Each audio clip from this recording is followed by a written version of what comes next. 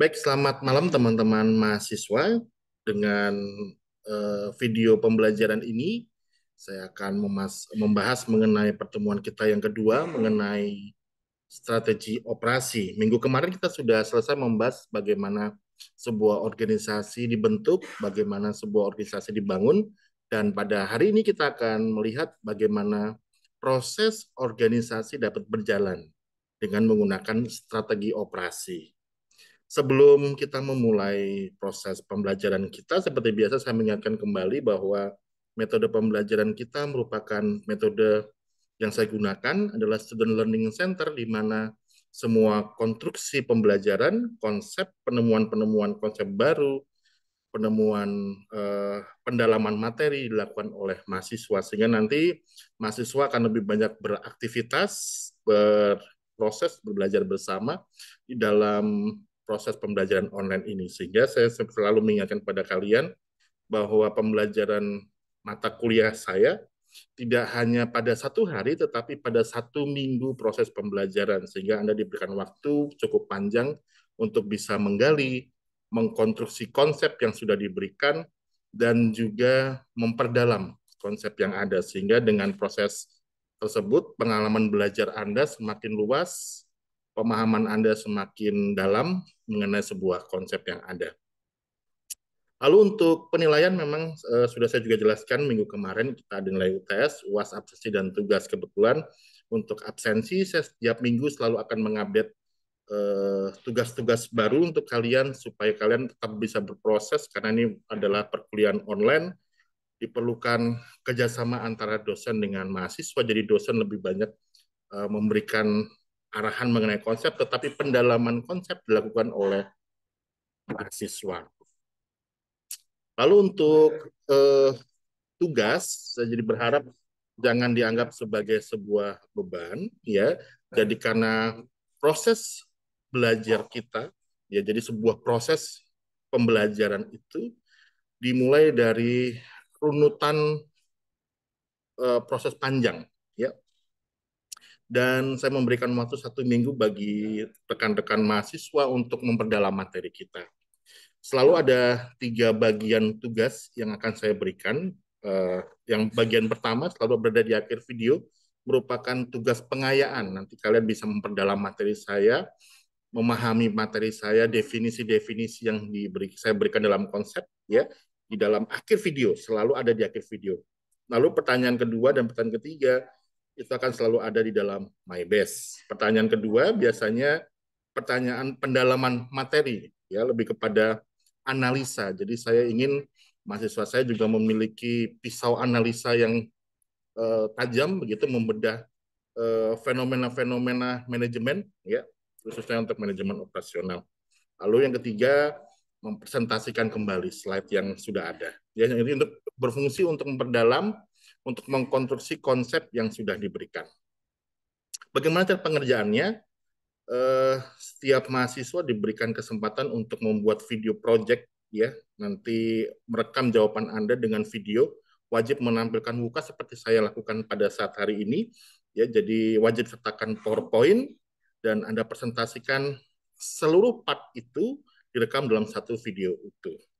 Dan selalu saya memberikan durasi satu minggu, jadi tidak ada alasan terlambat ataupun tidak mengerjakan kecuali mahasiswa tersebut memiliki lima huruf, ya, MALAS, malas, begitu, ya. Kalau malas ya sudah tidak bisa diapa-apakan lagi, gitu, ya. Tapi saya berharap mahasiswa-mahasiswa BSI memiliki jiwa-jiwa yang tangguh, begitu, ya, sehingga nanti kita bisa berproses, bisa mengkonstruksi konsep-konsep yang ada, mendalami materi yang ada dengan penuh semangat, ya.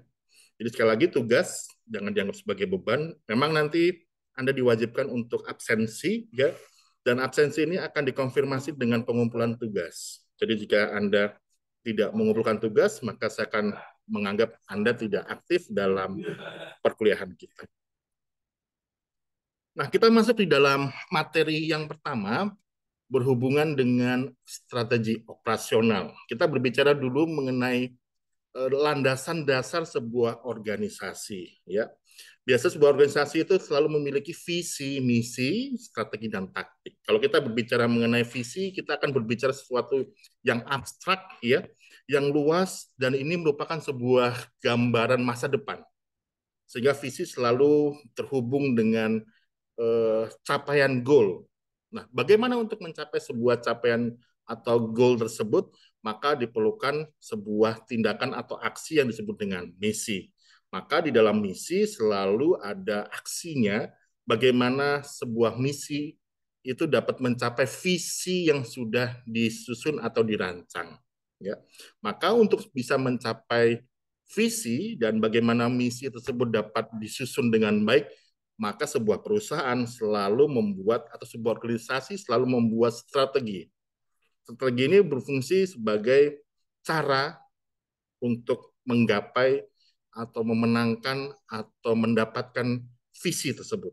Nah, cara tersebut disebut dengan taktik. Ya, jadi bagaimana kita mengatasi persoalan-persoalan yang ada, menghadapi tantangan yang ada diperlukan sebuah taktik, ya. Jadi konsep dasar ini yang menciptakan sebuah organisasi dapat berkembang dan berjalan, ya. Sekali lagi saya ulangi lagi bahwa visi merupakan pandangan ke depan, biasanya bersifat masa depan begitu, dan ini biasanya bersifat abstrak karena dia berhubungan dengan masa depan begitu.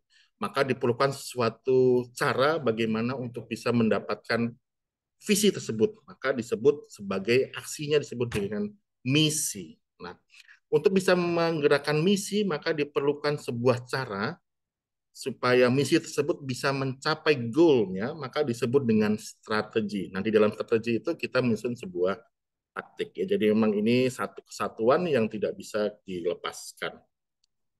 Di dalam sebuah tahapan strategi, ya, kita ada 3 proses yang biasa dilakukan untuk membuat atau menyusun taktik, ya. Yang pertama kita merumuskan dulu, setelah dirumuskan baru kita akan implementasikan strategi tersebut. Setelah itu kita evaluasi apakah strategi yang sudah digunakan, sudah disusun itu berjalan baik atau tidak. Maka di dalam proses ini selalu siklusnya tidak terputus, karena kenapa? Ketika sudah ada evaluasi akan ditentukan kembali, dirumuskan kembali strategi-strategi baru, dan setelah strategi tersebut dirumuskan, maka diimplementasikan di dalam sebuah kegiatan. Maka pada kegiatan ini strategi didistribusikan ke masing-masing departemen dalam perusahaan, sehingga cita-cita organisasi, visi besar organisasi tersebut dapat tercapai oleh setiap departemen. Ya. Nah, kita berbicara mengenai selanjutnya, apa sih manfaat strategi bagi perusahaan? Kita bisa melihat ini di dalam eh, 2 lingkungan besar, ya. Jadi secara umum kita bisa melihat efek strategi itu di dalam lingkungan luar, itu berhubungan dengan konsumen, ya, dengan politik, dengan demografinya, perubahan demografi, perubahan sosial, karena setiap kali kita perusahaan melakukan strategi strategi dagangnya, itu akan merubah, ya, ada perubahan, ada sesuatu yang memberikan pembeda begitu, baik di dalam lingkungan luar maupun lingkungan dalam. Contohnya bagaimana untuk manfaat strategi bagi perusahaan, kita bisa melihat misalnya yang terjadi pada perusahaan besar seperti, kalau kita pernah tahu bagaimana Nokia menguasai pasar besar begitu, dan tiba-tiba dia harus tumbang. Kita melihat di sini ada sebuah perubahan, ya, perubahan konsumen dan perubahan pasar. Bagaimana konsumen melihat bahwa Nokia bukan lagi sebuah perusahaan besar yang memproduksi telepon genggam pada saat itu, sehingga di sini terjadi perubahan, ya. Nah, efeknya apa? Efeknya bisa kita lihat di dalam lingkungan dalam yang meliputi perubahan penjualan produk. Tentu saja ketika konsumen sudah tidak mempercayai Nokia kembali, tentu saja dia tidak akan memproduksi handphone yang sama, ya. Kita melihat adanya transformasi dari dia menggunakan Symbian dulu, ya, Symbian, lalu ke Microsoft, lalu mengikuti tren, yaitu menggunakan Android walaupun sudah tertinggal cukup lama. Nah, di sini ada perubahan penjualan produk yang dijual. Lalu ada perubahan juga perilaku karyawan, perubahan mesin. Tentu saja kalau ketika kita berbicara mengenai perubahan produk, tentu saja mesin yang dipakai atau peralatan yang digunakan juga berubah, ya. Lalu ada perubahan manajemen, perubahan pemilik, dan perubahan organisasi. Jadi strategi ini berfungsi untuk mengantisipasi segala perubahan-perubahan yang ada, baik itu efek dari perubahan luar maupun dari perubahan dalam. Selanjutnya, perencanaan strategi akan terlihat pada perusahaan dengan adanya rencana yang rapih. Nah, tadi saya sudah mengatakan bahwa dalam satu siklus tersebut pasti ada selalu perencanaan, ada implementasi, dan ada evaluasi. Ini tersusun secara rapi untuk penyediaan produk yang dibutuhkan dalam menghadapi peluang ataupun ancaman. Seperti tadi, merubah bentuk produk, merubah kemasan produk, merubah jumlah produk, merubah kualitas produk, dan merubah pelayanannya. Ya, kita bisa melihat ini contoh-contoh besar, ya, seperti perusahaan-perusahaan yang melakukan banyak sekali perubahan produk. Misalnya apa?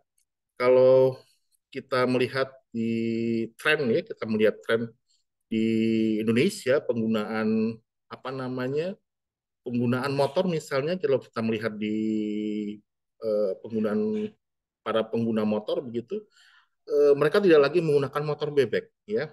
Ada perubahan produk di sana. Kita sudah melihat banyak sekali motor-motor bebek sudah tersisihkan diganti dengan motor matic misalnya. Di sini ada perubahan tren. Sehingga ketika ada sebuah perubahan tersebut, ya, ada tren-tren yang berubah, maka itu adanya sebuah ancaman atau peluang. Maka ada perubahan bentuk produk, ada bentuk perubahan kemasan produk, jumlah produknya, ya. Jadi untuk motor bebeknya semakin berkurang, berubah kualitas produk dan berubah pelayanannya. Bagaimana untuk bisa meningkatkan daya saing perusahaan tersebut? Memang harus melakukan 3 hal, ya. Adanya pembedaan, ya, diferensial, lalu ada perubahan biaya juga, ya, dia harus bisa mengungguli soal harga, ya. Lalu kecepatan tanggap dalam respon, baik itu pelayanan dan sebagainya. Ini merupakan 3 cara untuk meningkatkan daya saing perusahaan. Kita lihat satu persatu dulu untuk differential product, ya. Jadi sebuah perusahaan yang ingin mencapai keunggulan, ya, dia harus memberikan sesuatu yang unik. Contohnya bagaimana differential product ini? Kalau kita melihat tren pengguna smartphone sekarang, ya, yang menjadi leadership sekarang adalah leader dalam dagangan adalah Samsung, ya. Kita melihat bagaimana penggunaan layarnya misalnya atau penggunaan kameranya begitu. Jadi ada sesuatu yang unik yang kira-kira di kompetitor tidak ada. Bahkan di dalam produk-produk Samsung ada juga yang layar lipat begitu yang belum digunakan oleh kompetitor. Sehingga di sini ada pembeda, ya, produknya A, produknya B, belum C begitu. Lalu cara yang lainnya adalah dengan pengurangan harga begitu, ya. Jadi dengan memberikan harga yang lebih masuk akal, terjamin atau bisa diterima oleh konsumen, maka itu akan bisa membuat produk tersebut diterima oleh masyarakat banyak sehingga bisa menjadi pusat perhatian, ya. Dengan dapat ditempuh dengan berbagai cara, misalnya menghilangkan kegiatan pengolahan tidak perlu, jadi itu bisa dipangkas, ya. Jadi untuk bisa mencapai low cost itu banyak sekali yang bisa dipangkas. Misalnya apa? Misalnya memangkas promosi begitu, ya, atau tidak perlu menggunakan peralatan yang kira-kira menggunakan biaya mahal begitu, ya, mengurangi jumlah tenaga produksinya dan sebagainya. Tapi dapat memberikan manfaat ganda pada produk yang sama, gitu, ya. Lalu dengan kecepatan tanggap, tindakan dilakukan oleh perusahaan dalam melihat peluang atau ancaman yang bakal timbul. Ya.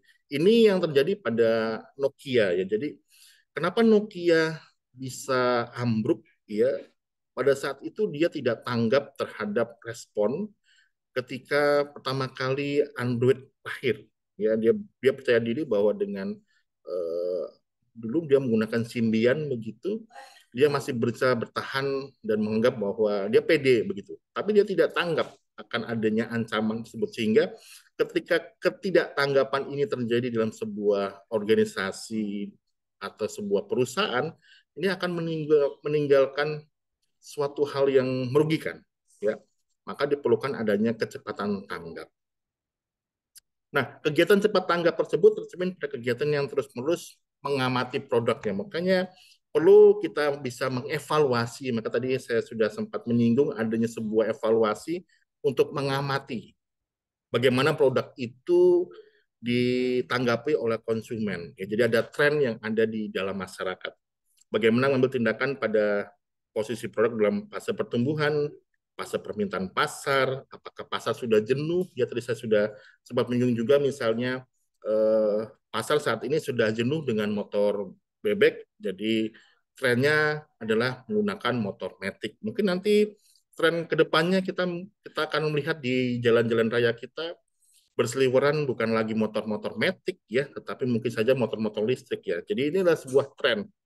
Kalau ini tidak diantisipasi oleh produsen kendaraan, tentu saja pasti akan tertinggal. Maka siapa yang akan cepat dengan responnya, tanggap dengan responnya, tentu saja ini akan memberikan dampak positif bagi perkembangan perusahaan. Ya. Oke, ini adalah 3 cara meningkatkan daya saing perusahaannya. Saya ulangi kembali.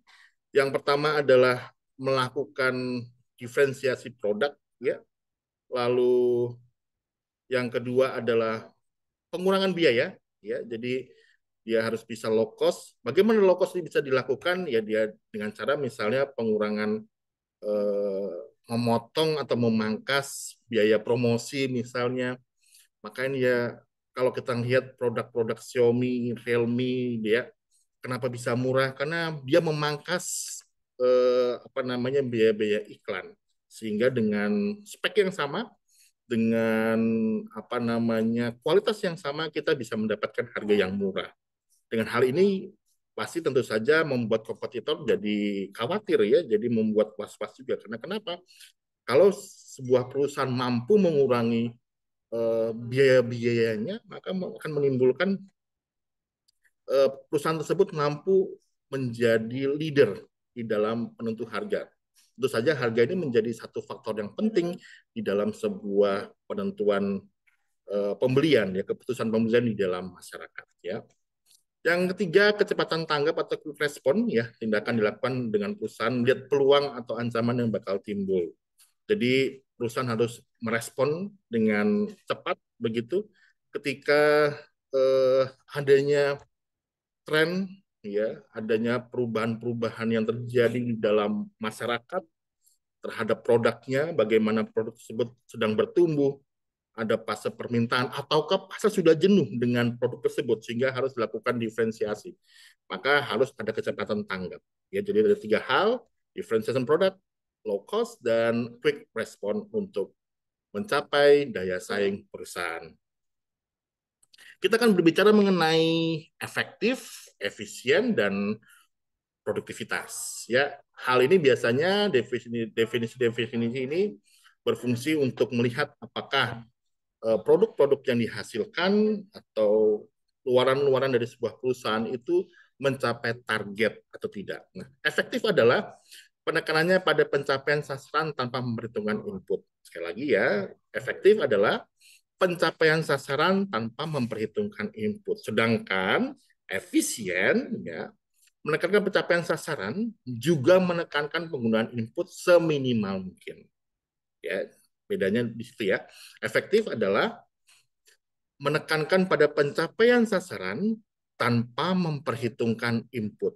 Ya, pencapaian sasaran tanpa memperhitungkan input. Sedangkan efisien adalah pencapaian sasaran dan juga menekankan penggunaan input seminimal mungkin. Sehingga produktivitas adalah kemampuan menghasilkan sama-sama dengan efisien, yaitu output dibagi input. Nah, nanti kita akan melihat dalam sebuah perhitungan ya, nanti kita akan coba cek apakah jadi produktivitasnya itu efektif atau efisienkah, atau hanya efektif saja kah, atau efisienkah saja. Ya.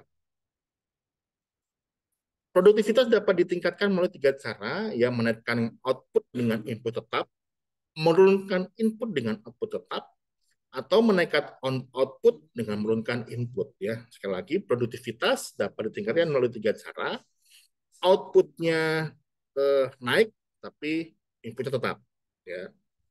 Atau menurunkan input tapi outputnya tetap, atau menaikkan output dengan menurunkan input. Ini merupakan tiga cara supaya terjadi sebuah produktivitas. Nah, apa saja faktor-faktornya yang menentukan tingkat produktivitas tersebut? Ya, tentu saja ada tenaga kerja, modal, ya itu modal itu kita kalau bicara modal bukan soal uang ya. Kalau saya berbicara mengenai modal di sini bukan berbicara mengenai barang-barang yang cepat habis gitu, tapi suatu hal yang tidak bergerak seperti mesin, peralatan ya. Kalau misalnya dia dalam bentuk jasa logistik ya mungkin kendaraan-kendaraan, ini modal ya. Lalu manajemen dan kewirausahaan atau entrepreneurship ya. Jadi ini merupakan faktor-faktor yang menentukan tingkat produktivitas ya. Saya ulangi lagi, faktor yang menentukan tingkat produktivitas: tenaga kerja, modal, manajemen dan kewirausahaan. Coba kita lihat dulu contoh kasus yang terjadi ya. Sebuah perusahaan konsultan mengeluarkan biaya overhead sebesar $400 dan biaya tenaga kerja $640 per hari untuk 4 orang stafnya. Oke, dapat ya angkanya ya. $400 ya biaya overheadnya, dan biaya tenaga kerja 640 per harinya untuk 4 orang staff. Kondisi ini menghasilkan 8 dokumen. Dia memproduksi 8 dokumen. Jadi kita ada outputnya, biaya overheadnya sebesar 400. Oke, kita coba analisa satu persatu dulu ya. Dan biaya tenaga kerja 640 per hari untuk 4 orang stafnya. Nah, itu menghasilkan 8 dokumen. Lalu perusahaan konsultan tersebut melakukan perubahan cara ya, perubahan sistem pengolahan, perubahan manajemen ya, dengan memberikan komputer dan peralatan lainnya sehingga mampu mengolah dan menyelesaikan 14 dokumen. Jam kerja tidak berubah. Kita andaikan saja jam kerja ada 8 jam ya. Kita andaikan saja jam kerja normal 8 jam ya. Tapi perusahaan harus mengeluarkan overhead sebesar $800 per hari. Adakah produktivitas setelah adanya penambahan hal tersebut? Kita lihat ya. Tadi kan konsepnya adalah menaikkan output dengan input tetap, ya, menurunkan input dengan output tetap, atau menaikkan output dengan menurunkan input. Jadi outputnya eh, kita lihat di sini biayanya tinggi, ya, tapi ternyata dia bisa menyelesaikan, outputnya naik, ya, outputnya naik ya. Kita coba bedah satu persatu di sini.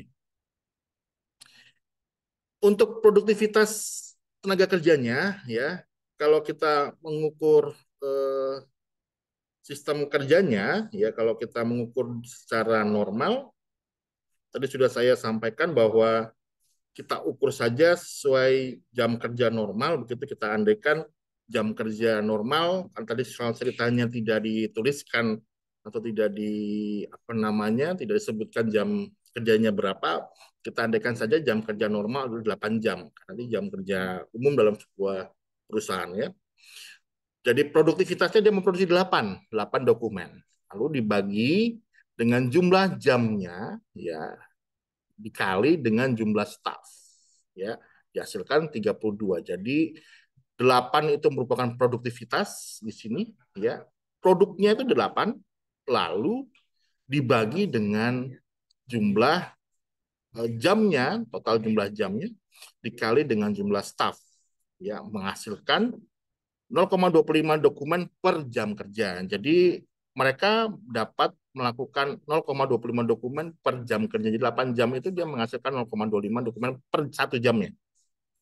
Nah, untuk sistem lama, bagaimana melihat produktivitasnya? Ya, tadi biayanya sudah kita tambahkan ya, 640 ini ya. Biaya tenaga kerja ditambah dengan overhead ya. Jadi ada biaya lebih begitu ya. Ada biaya lebih dan biaya tenaga kerja 400 dengan 600 ya.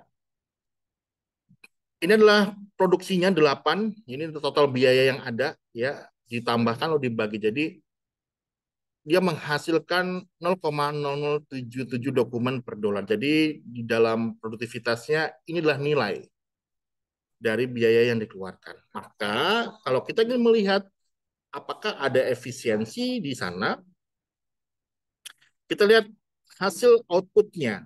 Ya, outputnya ada nilai 14 dokumen dengan asumsi bahwa tadi ada jam kerja dan jumlah karyawan yang sama ya, dibagi dengan itu semua dan menghasilkan 0,4375 dokumen per jam kerja. Terjadi perubahan nilai di sini ya, adanya kenaikan output ya. Jadi di sini ada efektif ya.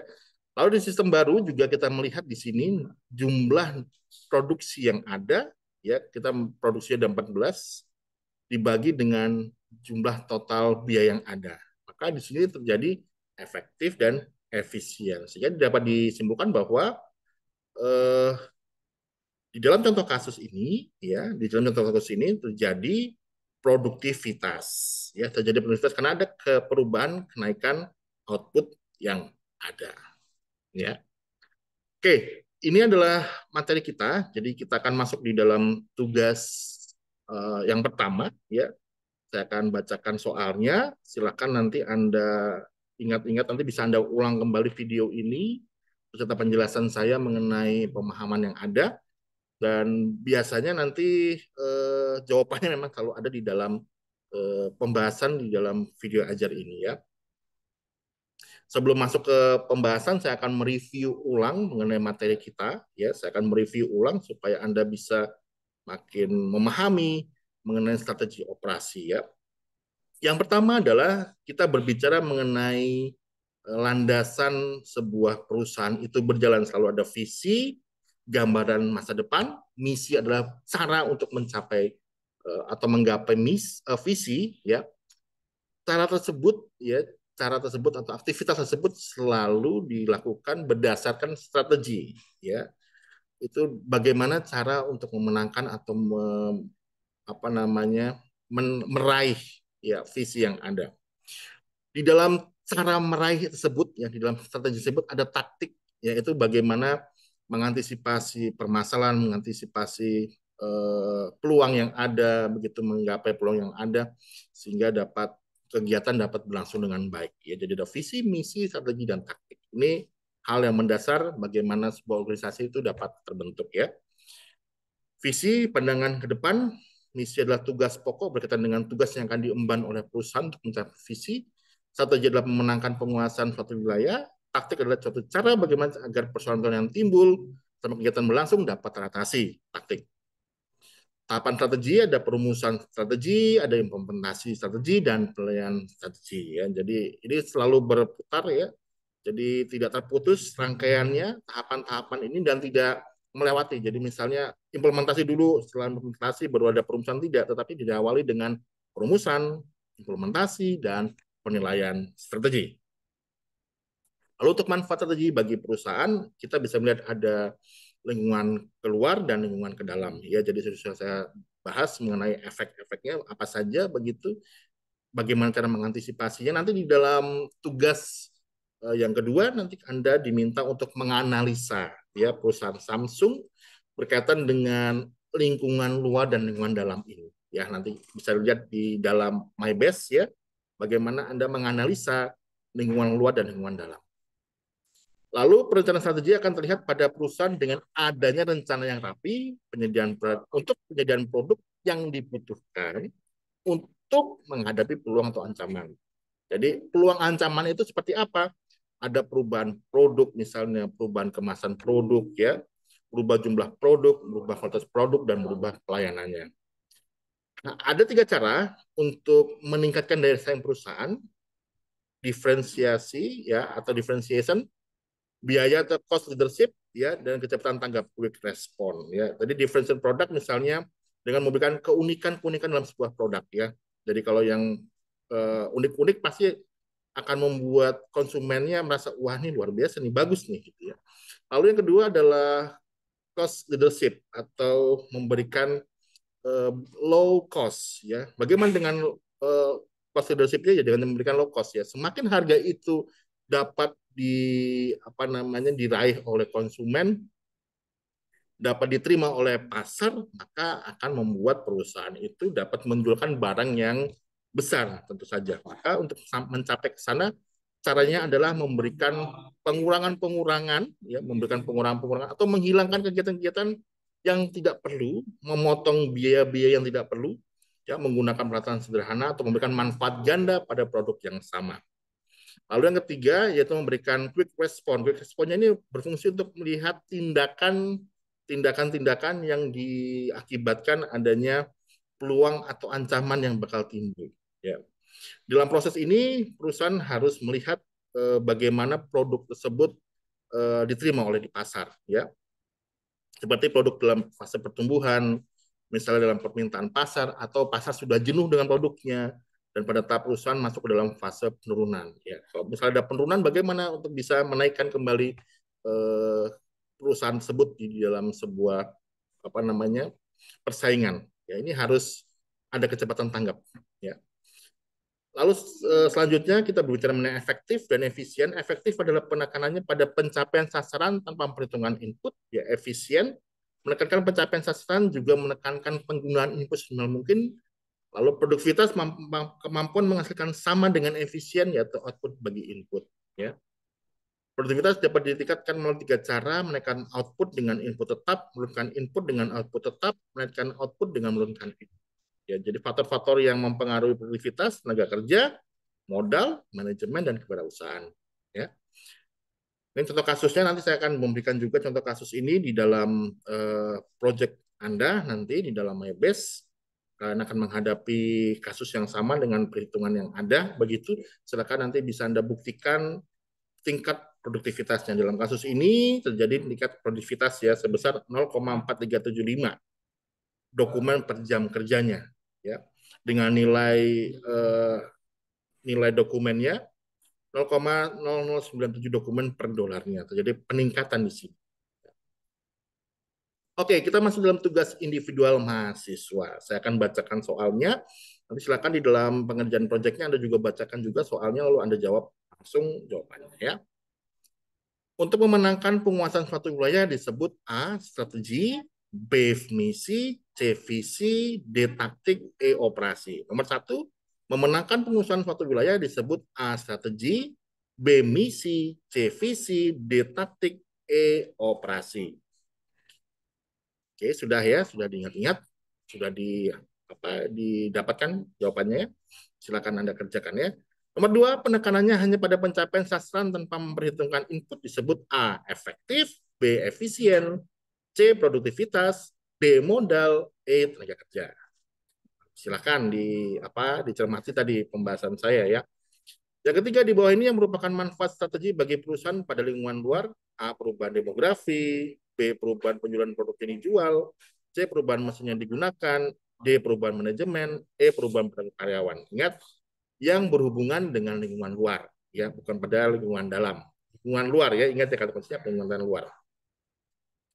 Di bawah ini yang bukan merupakan strategi perusahaan dalam menghadapi peluang dan ancaman adalah A. Melakukan diferensiasi, B. Merubah bentuk produk, C. Merubah jumlah produk, D. Merubah kualitas produk, E. Merubah pelayanan. Ya, di bawah ini yang bukan merupakan strategi perusahaan dalam menghadapi peluang dan ancaman. Ya, tadi saya sudah sempat membahas juga ya.